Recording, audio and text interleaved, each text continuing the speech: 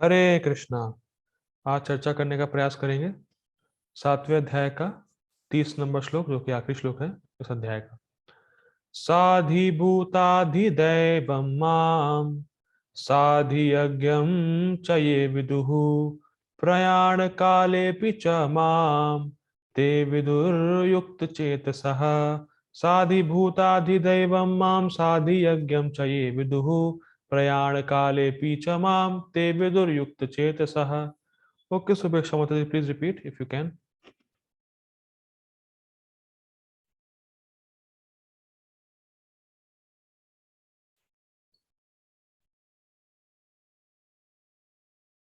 Okay, maybe she is not able to recite the shloka.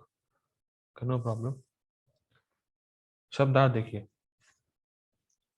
युक्त चेतसः, भगवान कह रहे हैं जो मेरी सेवा में युक्त है, जो मेरी सेवा में लगा हुआ है, वो समझ पाता है क्या?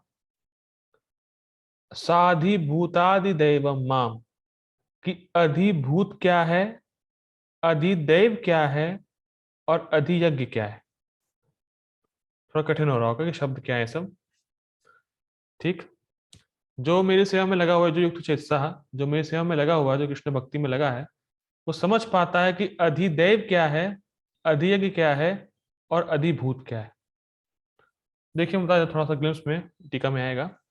अधिभूत मतलब जो पंच महाभूत से बना हुआ शरीर है, इस स्थूल शरीर जो आप देख पा रहे हैं, इसको बोलते हैं अधिभूत।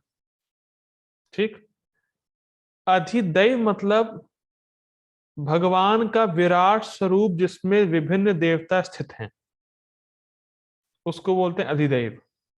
अधियज्ञ मतलब भगवान कृष्ण जो परमात्मा रूप में हमारे हृदय में है, जो हमारे कर्मों को कंट्रोल कर रहे हैं और हमारे कर्मों के भोक्ता हैं। ठीक ठीक। तो ये चीजें भगवान की भक्ति जो करता है उसी को इजीली समझ में आ जाता है, इसलिए कहा युक्त चेतसः। और प्रायण काले भी, मृत्यु के समय में भी व्यक्ति इसको समझ पाता है कि कौन अधियज्ञ है। अधियज्ञ मतलब किसके लिए मुझे कर्म करना चाहिए। देखिए समझ सकते हैं आप इसको ऐसे, इस जगत में कोई नहीं समझ पा रहा है कि उसको ये इंद्रियां किसने दी हैं और किस लिए दी हैं, लेकिन आप भक्त हैं तो आप समझ पा रहे हैं ये इंद्रियां कृष्ण ने दी हैं, अब उनकी सेवा के लिए दी हैं।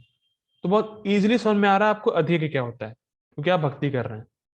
लेकिन जो भक्ति नहीं कर रहा है उसको आप समझाने का प्रयास भी करेंगे। एक सेकंड दीजिएगा। ओके, हरे कृष्णा। तो जो भक्ति करता है वो इन बातों को समझ पाता है, मृत्यु के समय में भी। ठीक। अनुवाद देखते हैं प्रभुपाद जी का। जो मुझ परमेश्वर को मेरी पूर्ण चेतना में रहकर, युक्त चेतसः, मुझे जगत का, देवताओं का तथा समस्त यज्ञ विधियों का नियामक जानते हैं, वे अपनी मृत्यु के समय भी मुझ भगवान को जान और समझ सकते हैं। ये है बात, ये है मेन बात। देखिए ये वर्ष, ये श्लोक 8वें अध्याय की लिंक तैयार कर रहा है। देखिए यहां बोल रहे हैं कि अगर आप अधिभूत, अधिदैव और ये अधियज्ञ को जानते हैं तो मृत्यु के समय आप भगवान को जान सकते हैं। और 8वें अध्याय में भगवान बोलेंगे कि मृत्यु के समय जो मेरा स्मरण करेगा मेरे पास आ जाएगा। तो मेरा स्मरण करने का मतलब क्या है? भगवान का ज्ञान। तो जो इन वस्तुओं को समझ जाएगा, तीन चीजों को, क्या? अधिभूत, अधिदैव, अधियज्ञ, वो भगवान का स्मरण कर पाएगा मृत्यु के समय। समझ में आ रहा है कितना रेलेवेंस है ये? लोग पूछते हैं भाई मृत्यु के समय भगवान को कैसे याद कर पाएंगे? ऐसे याद कर पाएंगे। और इसीलिए अर्जुन 8.1 में पूछेंगे, प्रश्न करेंगे, अधिभूत क्या होता है, अधिदैव क्या होता है, सब क्या होता है, जिससे कि व्यक्ति उसको समझ के एंड में भगवान का स्मरण कर सके। इसीलिए 8वां चैप्टर का थीम क्या है? भगवत प्राप्ति, अटेन द सुप्रीम। ठीक, आप समझ में आ रहा होगा थोड़ा सा लिंक क्या है। तो 8वां अध्याय बहुत इंपॉर्टेंट है, प्लीज मिस मत करिएगा अगर आप मृत्यु के समय भगवान का स्मरण करना चाहते हैं। ठीक है, थोड़ा प्रमोशन में करना पड़ता है बीच बीच में। गीता भूषण टीका, उनका यह ज्ञान जो मेरी सेवा के द्वारा प्राप्त हुआ है वह कभी नष्ट नहीं होता है। मतलब मृत्यु के समय भी नष्ट नहीं होता। जो ज्ञान आपने लिया है प्रायण काले पी, तो देखिए कितनी सुंदर बात है। जो भक्ति का ज्ञान हम लोग ले रहे हैं, जो गीता का ज्ञान हम लोग ले रहे हैं, वो मृत्यु के समय भी नष्ट नहीं होगा। It is carry forward to next birth, अगर हुआ तो। अगर हुआ तो देख रहे हैं क्या ज्ञान ले रहे हैं हम लोग। ऐसा ज्ञान जो बिल्कुल परमानेंट है, परमानेंट आपके साथ जाएगा। लोग बोलते हैं ना, क्या लेके आए थे क्या लेके जाओगे? ये लेके जाएंगे, कुछ लेके नहीं आए थे, लेके बहुत कुछ जाएंगे। और लेके हम तभी जा सकते हैं जब भक्ति करें, जब ज्ञान लें, भगवत विषय ज्ञान लें, भगवान से जुड़ा हुआ ज्ञान लेंगे तो वो हमारे साथ जाएगा। मृत्यु के समय भी नष्ट नहीं होता। क्या सुंदर बात है। ठीक, आगे पढ़ते हैं। जो भक्तों के संग द्वारा मुझको सभी जीवों के स्थूल शरीरों अधिभूत, तो अधिभूत क्या है? अधिभूत मतलब स्थूल शरीर जो मुझे आप लोगों का दिख रहा है और आपको मेरा दिख रहा है, उसको बोलते हैं अधिभूत, जीवों का स्थूल शरीर। ओके, हरे कृष्ण प्रभु जी, मेरी आवाज आ रही है आपको?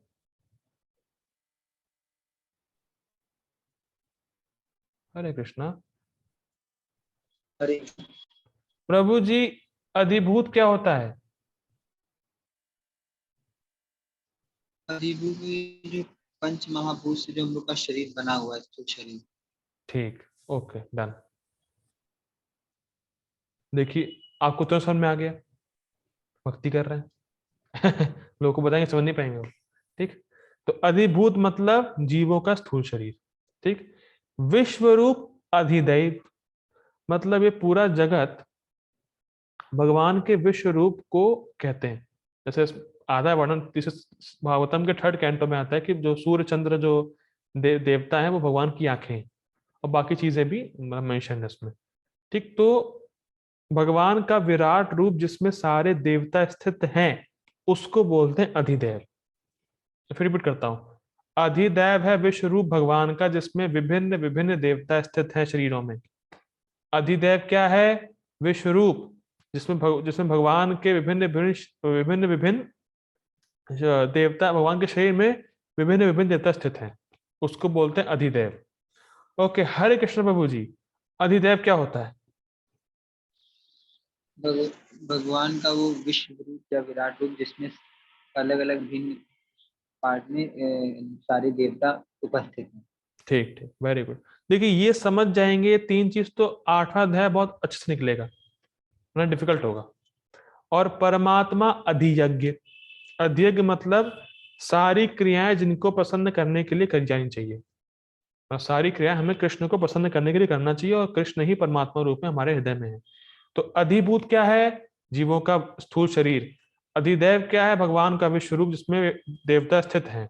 और परमात्मा या जो कृष्ण है जो हमारे हृदय में है उनको बोलते हैं अधियज्ञ। प्रभु जी अधियज्ञ क्या है? हरे कृष्ण, क्या है अधियज्ञ प्रभु जी?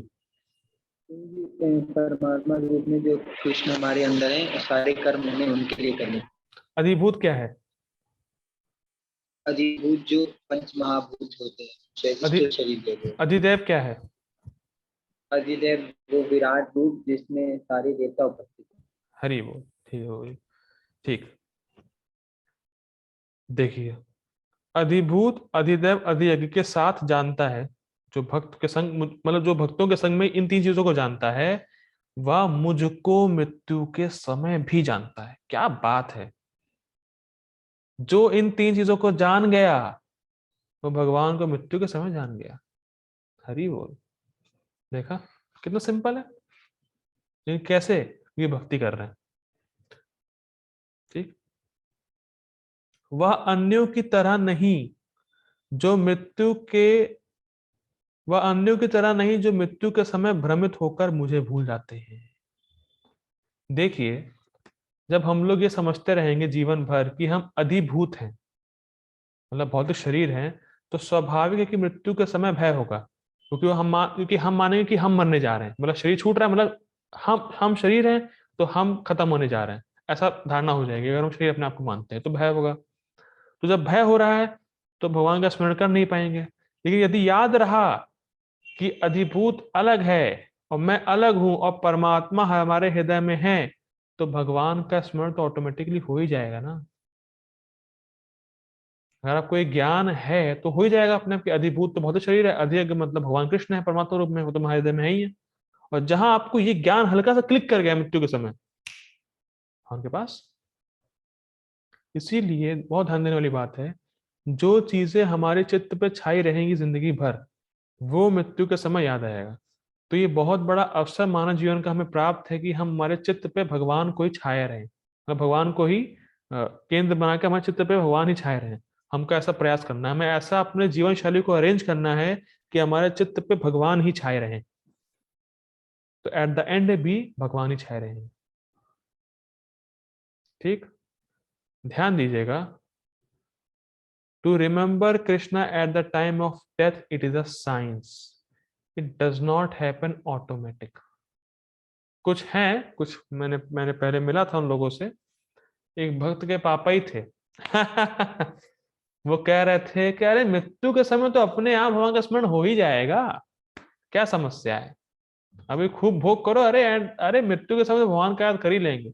हम तो भौतिक कर्म कर रहे हैं, भोग कर रहे हैं, भगवान को याद कर ही रहे हैं, एट द एंड भी याद हो ही जाएगा। कोई ज्ञान नहीं है, अरे अपने आप हो ही जाएगा याद, स्मरण हो ही जाएगा। तो ऐसा नहीं होता।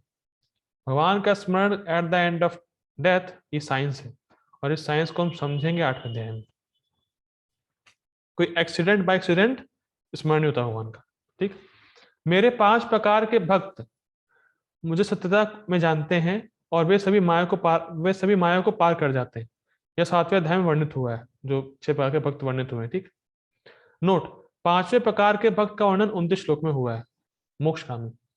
ठीक।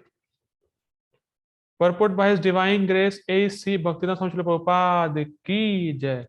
परपुट थोड़ा सा बड़ा होगा प्रभुपाद जी, क्योंकि प्रभुपाद जी पूरा समराइज कर सातवें तक समराइज करेंगे अपने परपुट में, थोड़ा बड़ा होगा। ठीक।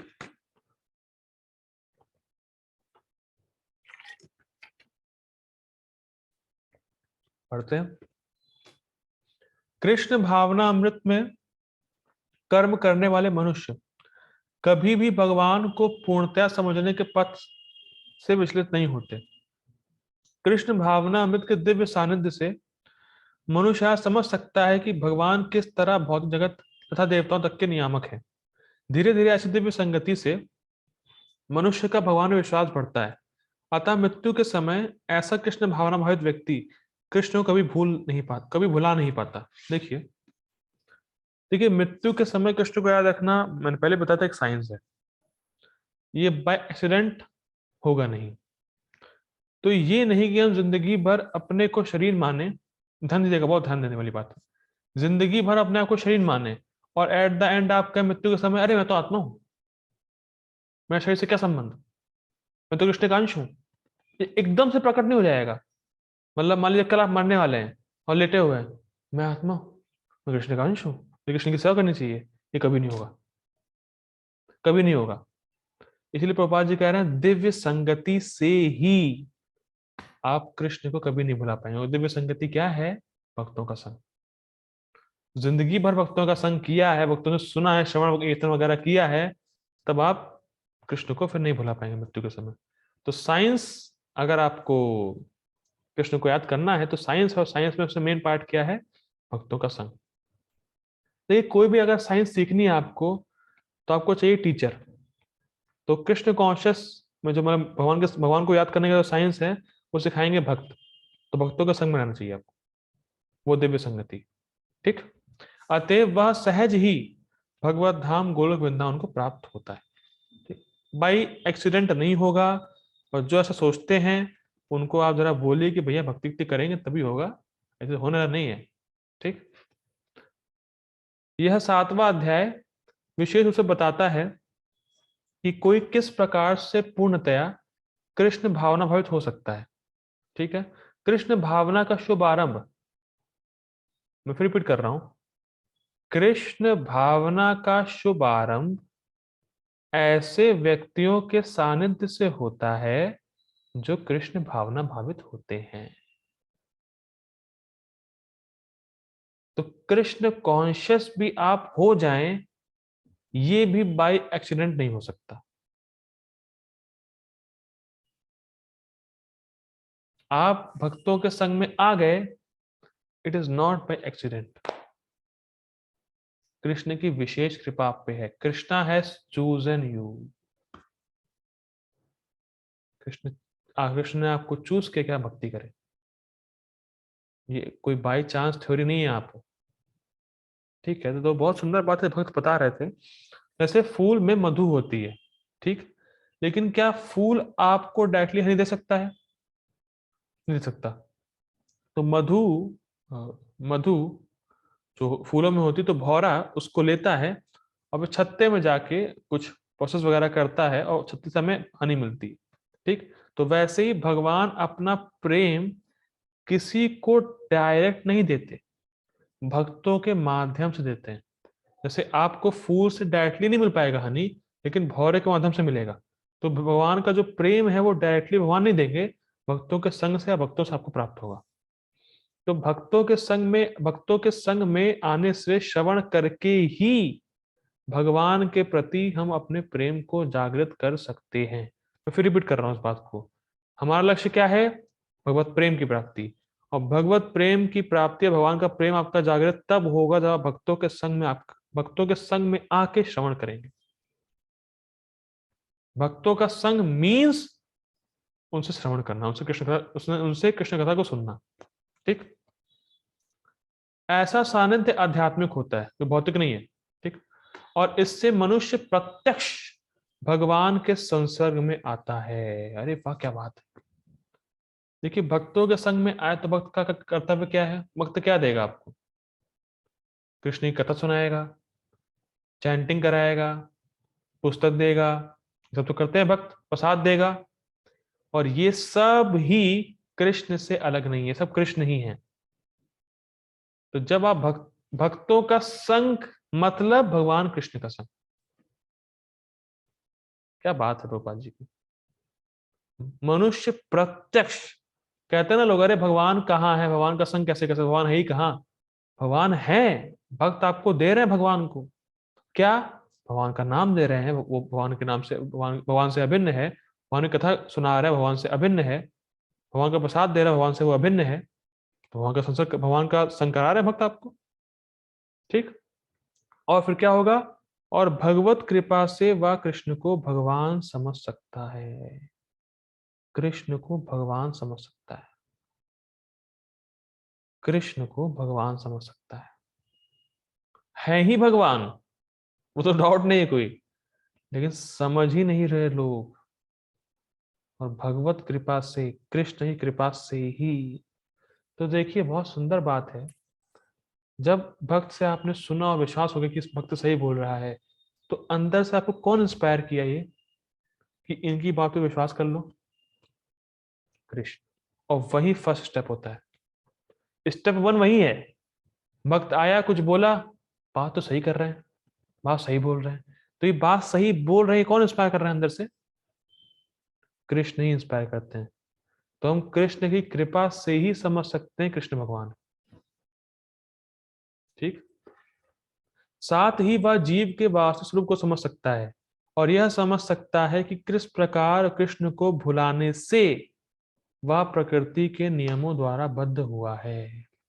देखिए, बहुत सुंदर बात मैंने सुनी थी। मैं जो सुनी मैं रिपीट कर सकता हूँ, मैं तो योग्यता है नहीं कि मैं अपने आप से बताऊं कुछ। देखिए, भगवान के धाम जाने के लिए हमें भगवान पे दोष लगाना बंद करना होगा ही। भगवान के धाम जाने के लिए हमें भगवान पे दोष लगाना बंद करना ही होगा कि भगवान कितने क्रूर हैं, सब कष्ट मुझे ही देते हैं, किसी और को कष्ट दे ही नहीं रहे, हम सब कष्ट मुझे ही भगवान दे रहे हैं। पता नहीं भगवान की मैं भगवान की मुझसे दुश्मनी है क्या? लोग ऐसी बात बोलते हैं। तो कोई कहे कि इस जगत में इतना कष्ट है और ये जगत बनाया भगवान ने, तो कैसे भगवान है? कष्ट देने के लिए बनाया है इस संसार को। मतलब भगवान चाहते हैं कि उनके बच्चों को कष्ट हो। भगवान कितने बुरे हैं। तो जब भगवान की धारणा इस प्रकार की होगी, तो कैसे कोई व्यक्ति भगवान के पास रहना चाहेगा? कौन जाएगा भगवान के धाम पे? कैसे होगा फिर? कोई जाना चाहेगा नहीं भगवान के धाम, इसकी धारणा ऐसी होगी। तो इसीलिए भगवान इसीलिए कह रहे हैं सुहृदम सर्वभूतानाम, मैं तो सबका सुहृद हूं, मैं तो सबके कल्याण के बारे में सोचता हूं, करता हूं और कर सकता हूं। लेकिन आप खुद ही अपनी इच्छा से इस जगत में आए हैं, आप खुद ही ठुकरा के आए हैं अपने बाप को। ये क्यों नहीं मानते हो?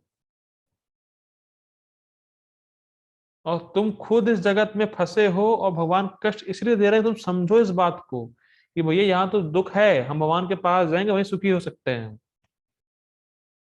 इस बात को समझाने के लिए, जैसे कोई अपराधी है तो जेल में गया है, तो जेल में पुलिस वाले मार रहे हैं, क्यों? सुधर जाए वो। तो हम जेल में खुद अपनी इच्छा से आए हैं, हमने क्राइम किया है, अपने बाप की बात नहीं मानी है, हमें संसार में आ गए हैं, तो भैया कष्ट है हमें सुधारने के लिए, समझ जाओ अभी भी मौका है, भगवान के पास जाओ। तो इसलिए बनाया गया है। ये नहीं कि भगवान इतने क्रूर है, भगवान ने मेरे साथ ऐसा किया, ये है वो है। जब धारणा ऐसी होगी तो भगवान के पास वो नहीं जा पाएगा। तो इसलिए सबसे पहले हमें भगवान के पास जाना है, तो फर्स्ट ये है कि भगवान पे दोष लगाना बंद करा जाए।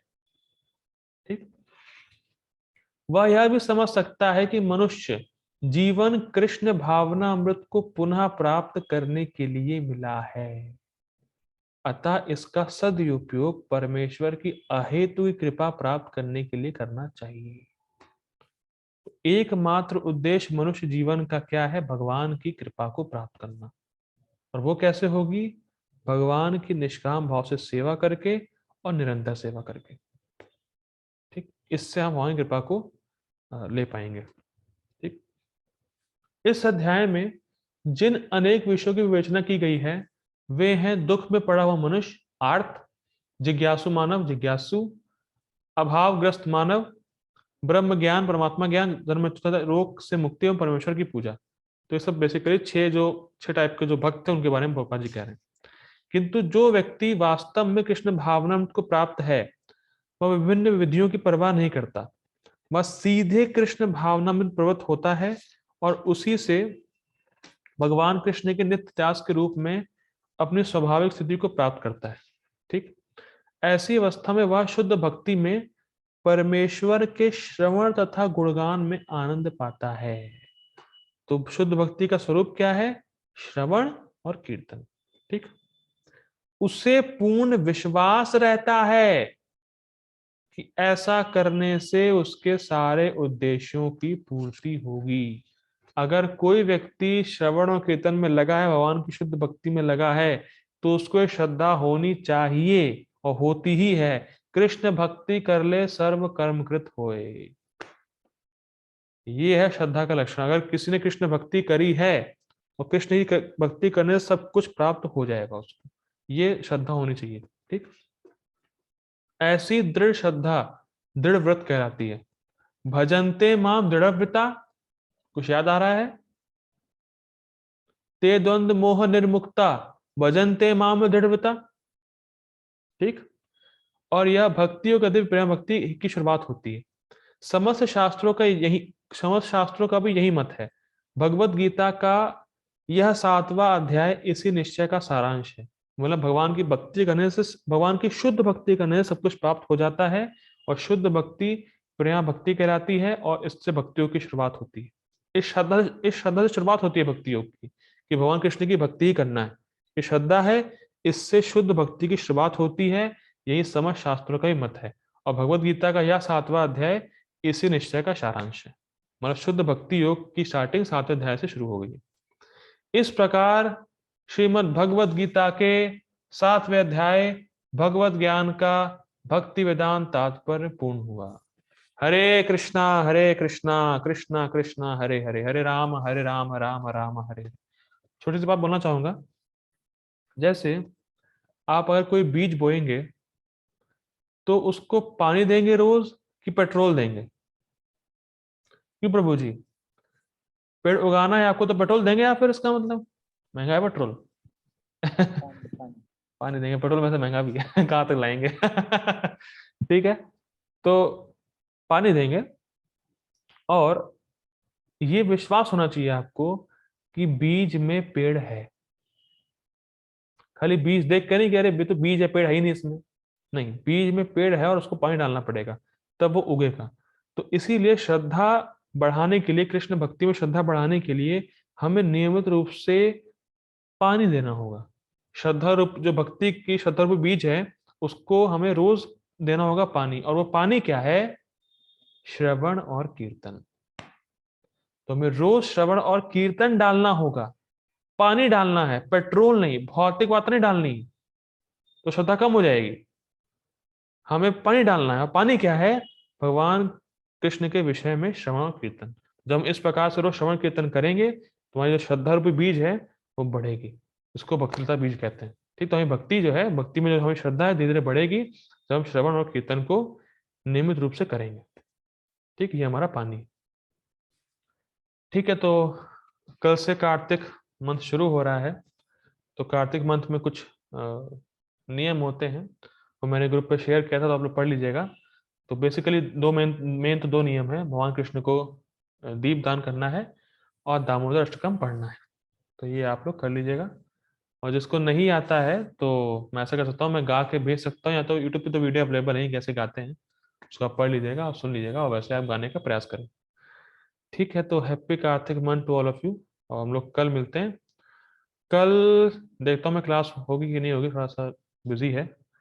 अगर क्लास होगी तो गीत तो हाँ, मैं पूछना चाह रहा था कि कल अब हम लोग 8वां अध्याय शुरू करें, या गीता पढ़ने का क्या इंपॉर्टेंस है, गीता पढ़ने का जो महात्म्य है उसको चर्चा करने का प्रयास करें। तो आप लोग सोच लीजिएगा। वैसे गीता महात्म्य का मेरा पीडीएफ आ गया है, तो मुझे ने भेजा है एक, कि गीता पढ़ने का क्या फायदा है, गीता क्यों पढ़ना चाहिए, हर किसी को क्यों पढ़ना चाहिए।